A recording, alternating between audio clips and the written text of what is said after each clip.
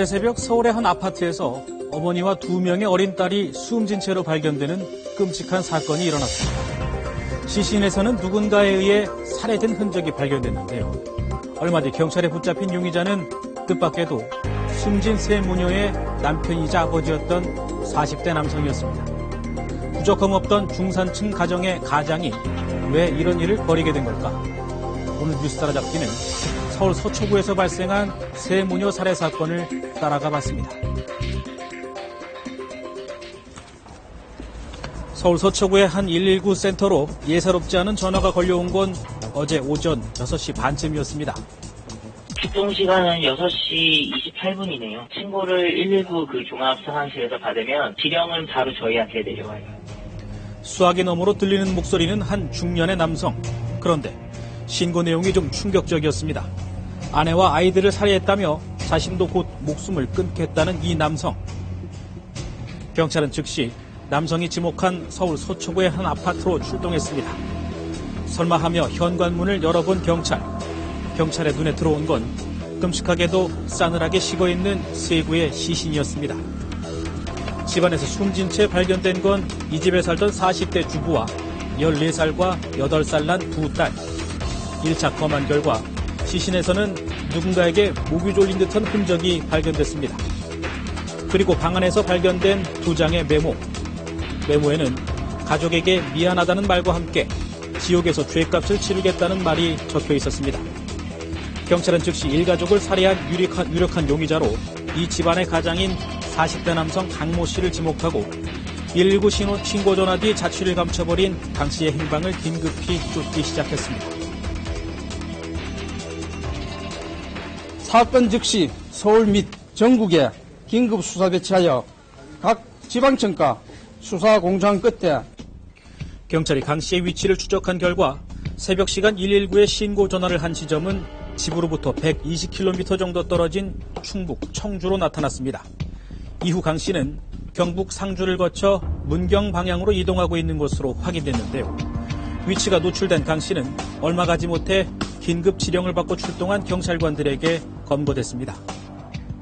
여기서 우리가 이제 상황실로 전파를 받고 농원농도 소재의 면 사무소에서 그 용의 차량을 우리가 발견을 하게 됐어요. 미sun 절차로 가로막아가지고 그 차량을 검거를 하게 됐습니다.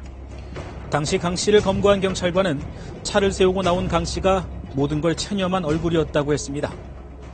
자포자기를 했는 상태로 조금만 체념을 했는 상태였습니다. 자기는 이제 죽어야 된다 하면서 그런 조금 삶을 비관하는. 강 씨의 몸에서는 자해를 한 듯한 흔적도 발견이 됐습니다.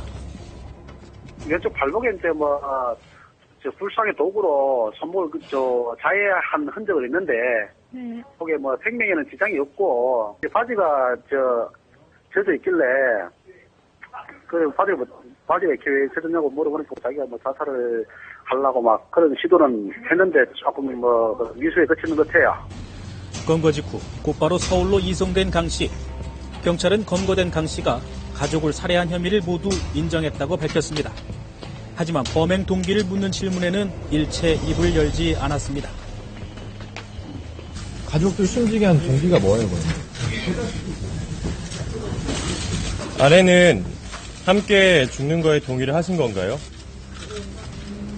강 씨는 119의 한 신고 내용대로 자신도 스스로 목숨을 끊으려 했다고 했습니다. 가족들이랑 함께 목숨을 끊으려고 하셨던 거예요? 그렇다면 도대체 무엇이 가족을 살해하고 자신도 목숨을 끊을 만한 극단적인 상황으로 이어지게 한 걸까? 취재팀이 만난 이웃들은 도무지 이런 일이 일어난 걸 믿을 수 없다는 반응이었는데요. 평소 네 가족이 모두 친절하고 또 구김없이 밝았다는 이웃들.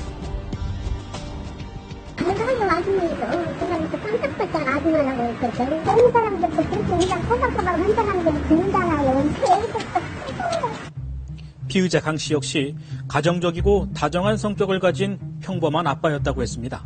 제가 아버님 이거 하나 올라가서 드세요 이렇게 하면 좋아하시고 손을 잡고 이렇게 저녁에 술 먹기 갔다 온 사람은 붙잡고 이렇게 하면 애가 되게 좋아요, 아빠라고. 이렇게 아무런 문제 없이 화목해 보였다는 강 씨 가족. 하지만 경찰은 현장에서 발견된 메모를 토대로 강 씨 가족이 심한 경제난에 시달리고 있었던 것으로 추정하고 있습니다. 경제적인 어려움 살 것에 비관해갖고 지금 유서에 보면은 그렇게 나와있기 때문에 그 부분에 대해서 지금 현재 저희들이 생활의 그 어려움 때문에 사전 동의가 아니라 그렇게 보고 수사를 하고 있는 상황이니까. 경제적으로 부족함 없는 중산층이었던 강 씨. 강 씨는 3년 전 다니던 회사에서 퇴직을 한 뒤 별다른 수입 없이 지내온 것으로 알려졌습니다.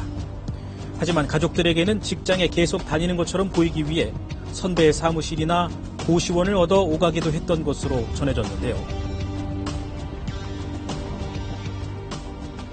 컴퓨터 관련 회사에 다니다가 최근에 2, 3년 전에 그만둬서 경제적인 그 어렵게 살 것에 비관해갖고 아파트를 담보로 5억여 원을 빌려 주식 투자를 했지만 이마저도 실패한 뒤 크게 체념한 것으로 경찰은 판단하고 있습니다.